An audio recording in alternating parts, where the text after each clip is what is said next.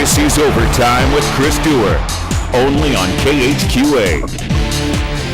Well, this is Saturday, November the 19th, and you have indeed entered Overtime, where the KHQA sports team is willing to drive to the ends of the very earth, or at least the hinterlands of western Indiana, to provide you the Tri-State's most extensive local sports coverage. Now, we've got big doings today on both the men's and women's basketball courts, college-wise, and one very meaningful college soccer showdown coming your way in these highlights. But on this day, football is the ultimate focus, as both South Shelby and Brown County were but one win away from punching their tickets to state championship games. And for the Hornets, the road to glory required vanquishing the very nemesis that has knocked them out of the playoffs 2 years running.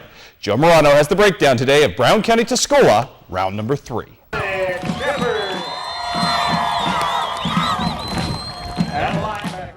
Playing without starting quarterback Tim Woodward and with heavy hearts as well on Saturday afternoon, Brown County was dealt with its most challenging task of the season in a semifinal rematch against Tuscola.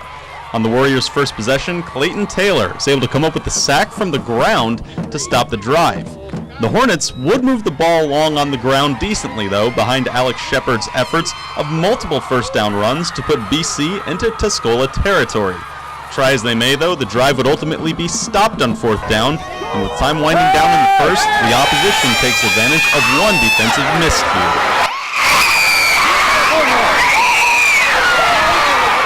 Quarterback Philip Meyer connects with Jordan Scribner for a 52-yard touchdown completion. Yet Alex Shepard saves a point by coming up with a key block on the point-after attempt, and the Hornets would only trail 6-0 after one. However, the defensive slugfest would continue into the second. The Hornets open up the playbook a little and connect through the air as Taylor comes up with a grab in the back of the end zone, but is barely out of bounds. On a key 4th and 7 inside the red zone, though, it's Justin Volk who comes up big with the sliding grab to get the Hornets inside the 5. And then it's All-Stater Rick Logsdon who is able to do the rest.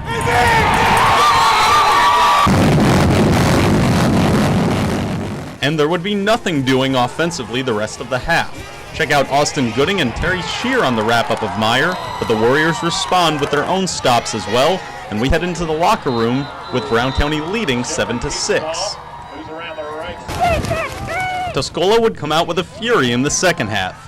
On its first possession, Josh Brookins drags as many defenders as possible with him on a way to a first down.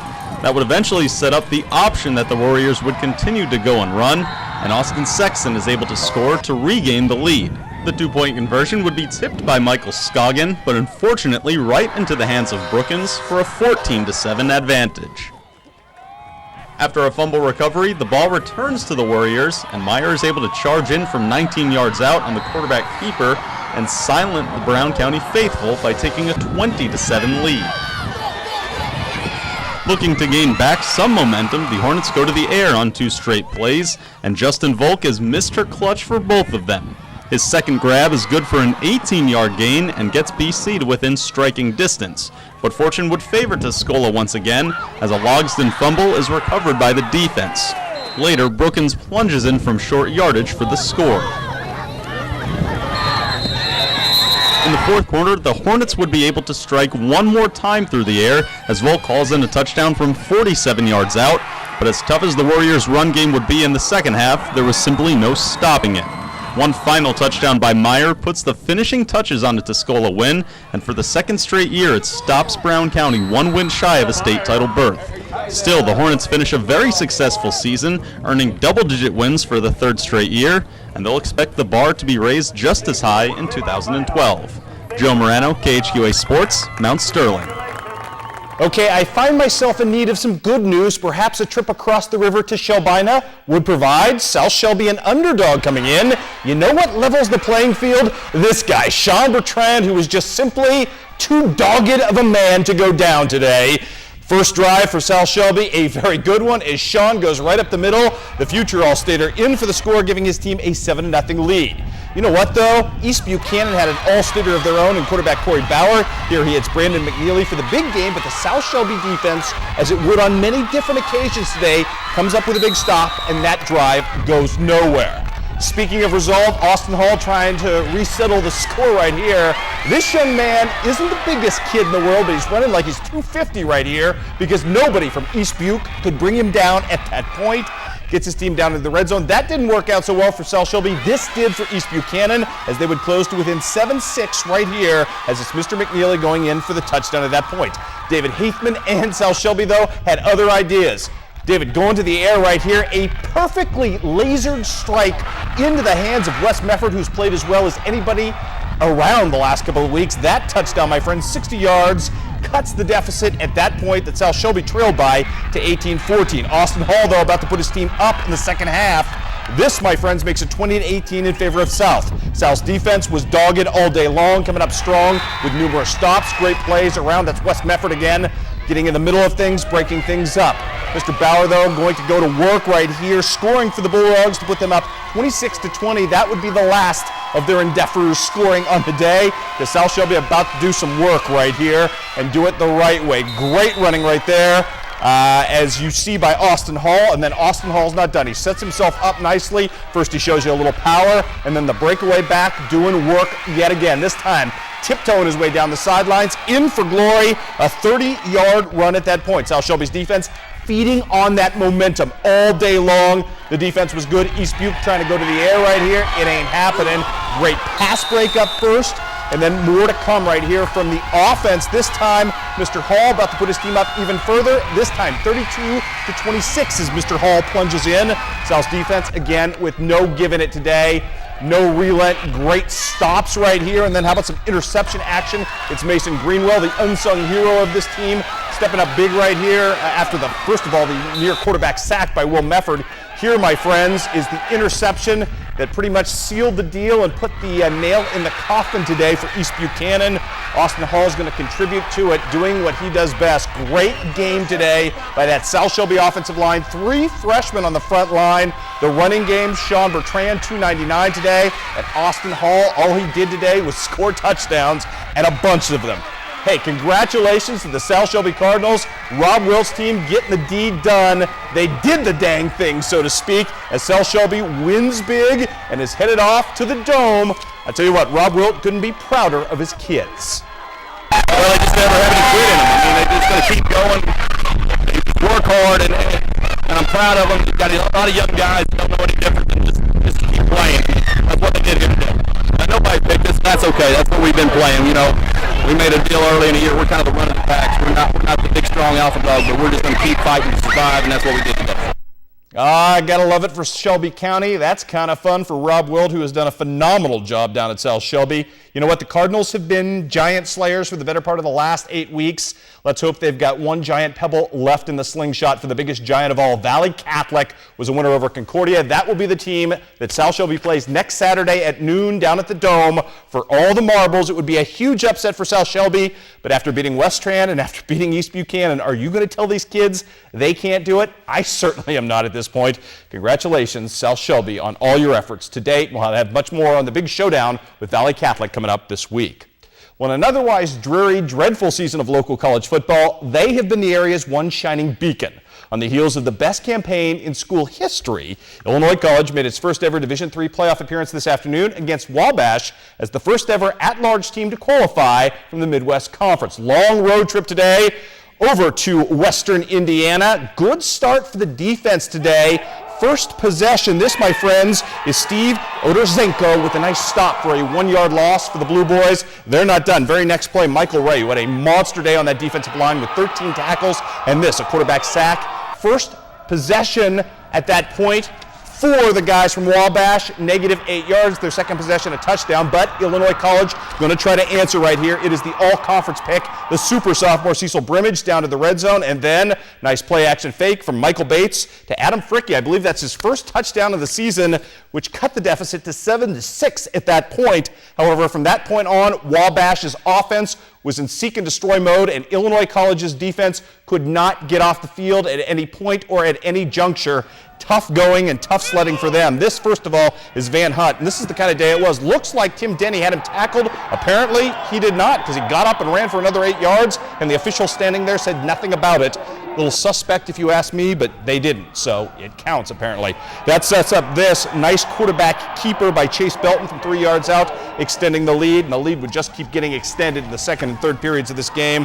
Tyler Holmes in from short yardage. He had 96 yards rushing against the Blue Boy defense today, and then it's Belton. This is a thing of beauty. To the air for the touchdown pass. Huge lead.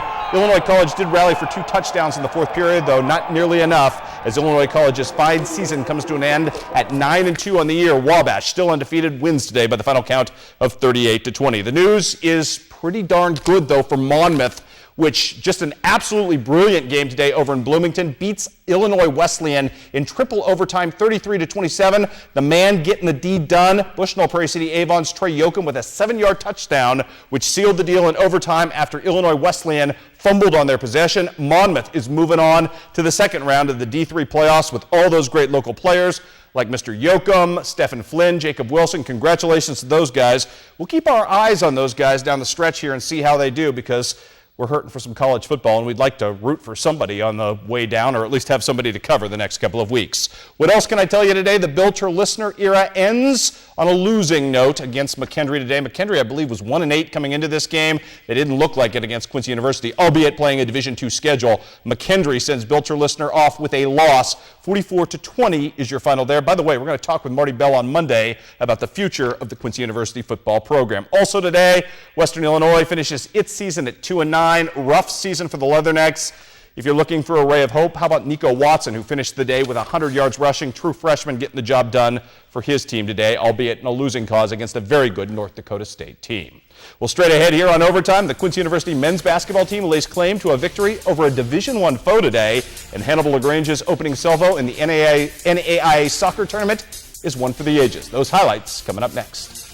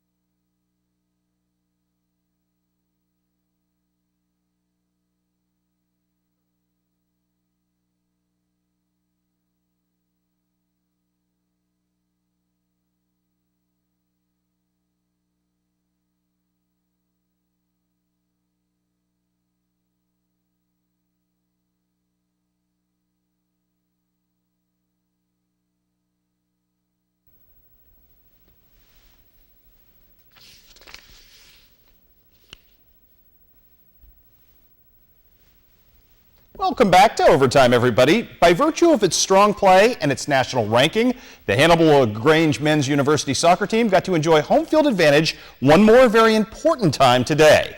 Playing host to first-round action in the 30-team NAIA tournament today. First-round action hosting Biola of California today. First half, a disastrous start for the Trojans, as off the restart, this ball would get away from Logan Miller, and Daniel Chu is there to punch it home. 1-0 Biola right there, but before the Biola virus could strike, this, my friends, is HLG coming back. Sergei Beltrol will hit what turns out to be the tying goal, and this game would stay tied all the way to PKs, and that is when Hannibal LaGrange shows its moxie in this one. First, Alejandro Porce right there connecting. Then Viola Zach Batista, he's going to try right here and hit the crossbar. That would put Hannibal LaGrange in a position to win this in PKs. Logan Miller, though, going to do his part and help the Quincy native. Great save right there for HLG. And then it is the aforementioned Sergei Beltrol hitting what turned out to be the game winner. HLG is rolling on, winning in PKs today 4-2. And rolling on into the second round of the NAIA tournament. And as I read the bracket, their next opponent will be the number 2 seed, Lindsey Wilson, who beat Roberts Wesleyan today 7-0. I believe Lindsey Wilson, I should say, ended up the season at 18-0. I think they're now 19-0, so that should be a huge challenge for HLG. But right now, the Trojans are rolling. Elsewhere today, big news on the basketball front as Quincy University beats a Division I foe on the road, no less. Courtney Belger with 14 points as the Hawks beat Illinois Chicago 65-61. That is a quality win for Marty Bell's crew. Meanwhile, more men's college basketball. It is the championship of the Bill Maris Invitational today. Illinois Wesleyan, always good, against Illinois College, who came out really good in the first half. Great backdoor cut right here for Zeke Light. He spins, and that gets his team off to a super start in this one. Light on the day with 21 points. More to come. Craig Balls is balling from the outside. Knocks down the triple right there. How about a little postage moving right here? Not really postage, more like postal or going postal, something like that. Brendan Berry just good in the low blocks. Let's say that. Good bucket for him. And then how about some Spencer Campbell, the aggressive take, bucket, Band-Aid, and a three-point play from him. Imitation, by the way, the sincerest form of flattery. Great bucket for him, a three-point play right there. Back the other direction, though, comes Illinois Wesleyan. You know this name, David Molinari, right there with a bucket for his team. And then, in answer, how about Isaac Grapperhaus trying to answer for Illinois College? Game's still tied right here until Victor Davis takes over. Mr. Davis going to run away from everybody and flush one down here. He had 15 points, very balanced effort for Illinois Wesleyan. Tell you what, Illinois College played them very well, but comes in second today, losing by the final count in this game of 79-73. Also today, Culver Stockton played something called AIB Business College. I guess they're playing future stenographers or something like that, or CPAs. Whatever, a win's a win as Culver Stockton beats AIB 76-55. Jacob Schuster with 16 points in the victory there. On to women's basketball today, the finals of the Subway Tip-Off Classic at QU. Monica Wilson looking for Anisha Starks, and that was a good move for Culver Stockton because Miss Starks had a career-high 33 points in the day. Her team up huge until Quincy University in comeback mode in the first half. Lucy Cramsey makes the dish, and that, my friends, is Carly Gangenbacher with the mid-range jumper, which she gets to fall. Then Allie Schwagmeyer working into the paint, the pretty neat up and under finger roll for her. She's done that many times. We've seen that since her Camp Point days. How about the local kids all getting it done in this one? Daryl Goldie hits Diggity Schwag, who drops this one in as well. More to come right here. Lucy Cramsey, nice to see her healthy again, hooking up with Gangenbacher in the corner. And Miss Carly drains that for a triple, and it was just on. Quincy University in the second half in seek and destroy mode. They didn't shoot threes nearly as well as they did yesterday, but they did a lot of nice things in this game and beat a very game Culver Stockton team. Final count in this one was 92-76. Don't let that final score fool you. Culver played very well, particularly in the first half. Jenny Garber's team, though, 2-0 at home this season, so looking very good this weekend in winning the tournament title, I think for the fourth year in a row in the Subway Tip-Off Classic. Elsewhere today, Illinois College loses by 1 to CMS, and John Wood, a loser by 10 to Kirkwood. A score you don't see there, Southeastern Community College wins by 10 over Iowa Lakes, because for some reason that computer graphic just didn't pop up tonight. Elsewhere, we've got high school basketball for you today. Pike County Conference Tournament, Western and Brussels going at it. This, my friends, is going to be the Rachel Motley Show. Remember her name. I know Western hasn't had a rich or luxurious history of women's basketball, but they have a player in Miss Motley today who was just an absolute gunner. Triple after triple in this game. Unfortunately, we never got a final score or a final total on Miss Motley's scoring. We'd like to have that if we could, because we think that'd be pretty interesting. All we know is that Miss Motley had herself a heck of a day against Brussels, so we will leave you at that. We can tell you the score in the other Pike County Conference game today, however, as Griggsville Perry falls to Liberty 44-39 in that game in a losing cause, a double-double for Marley Joe Bradshaw. Also at the Macomb tournament today, early action was Pekin over West Prairie 71-48. Also in the early session today, Macomb beats Pleasant Plains 59-44. I think we have some late session scores for you as well. Apparently, those did not get into the computer as well. We do apologize for that. So when we come back, we'll do some other things. We'll talk some college football with your weekly update on local products, James Vandenberg and Jack Cornell in his last ever game at home in Champaign.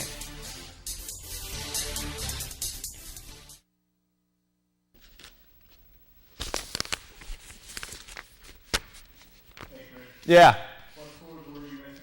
Apparently Joe didn't punch those in either. Joe's kind of checked out today. He took them down but failed to enter them. I heard him taking them down. Are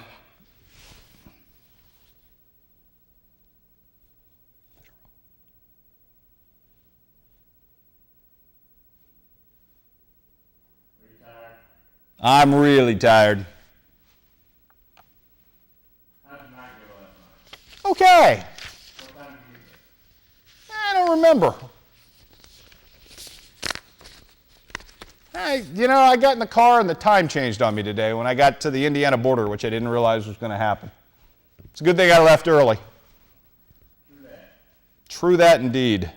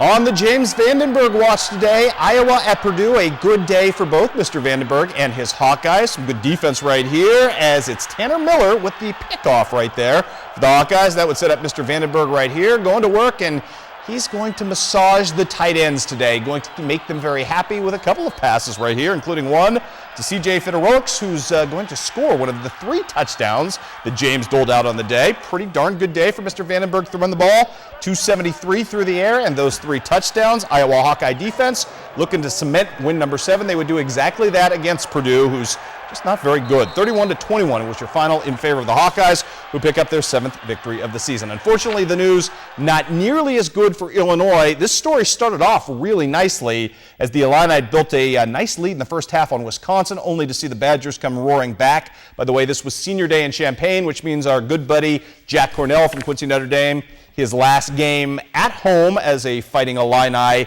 offensive lineman, didn't end up the way we kind of wanted it. No storybook ending for Jack. But again, great career for Jack nonetheless, and has one more game coming up next week. How about the Missouri Tigers today fighting Texas Tech? The winner of this game, bowl eligible. The loser of this game was not. No Gary Pinkel, obviously, due to the DUI suspension. James Franklin going to work, trying to rally his team back. You're going to see first half highlights in this one. The magic for Mr. Franklin and the Tiger offense came in the second half. By the way, that's Michael Agnew with a nice touchdown right there. The magic in this game came in the second half, where the Tigers rallied for 14 points in the fourth quarter and somehow beat Texas Tech in a game that appeared to be lost. Great interception by Michael Sam at the end of the ball game. The defensive end seals the deal, and the Tigers get that all-important victory today, as you saw right there, and become bowl eligible. And we'll have more overtime coming up for you right after this.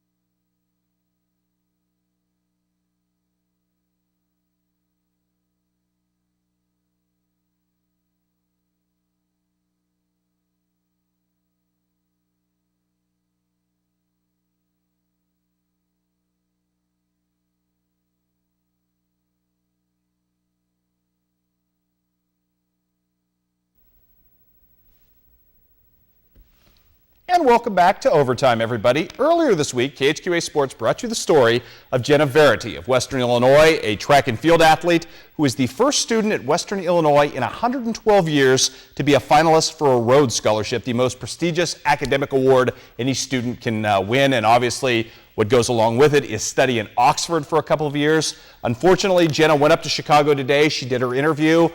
She was not one of the 32 winners of the Rhodes Scholarship, but congratulations to Jenna for upholding the standards of Western Illinois and doing a magnificent job putting that institution on the map by just simply being a finalist. Unbelievable for her, great young lady, and it was a wonderful, wonderful experience to talk with her this week. We have got, speaking of the week to come, a plethora of Thanksgiving tournament basketball highlights coming your way from both near and far, Quincy Notre Dame, Pittsfield, obviously, the Southeastern tournament, which all feeds back in. It's going to be a busy week for us, so all your basketball highlights will be right here at 10 o'clock every night this week. Plus, congratulations to the South Shelby Cardinals. We will have a lot of coverage with their big showdown on Valley Catholic. All the previews you need coming up right here all week long as well. That's it for me, everybody. I have been up since 4:30 in the morning. I'm going home and going to bed. I wish I could have brought home a win from Illinois College, but congratulations to Garrett Campbell and company on a phenomenal season, and as well to Tom Little and the Brown County Hornets. Heartbreaking. At some point, they're going to get past Tuscola. Hopefully very soon. That's it for me, everybody. Have yourselves a great weekend. We'll see you right back here next Saturday for Overtime.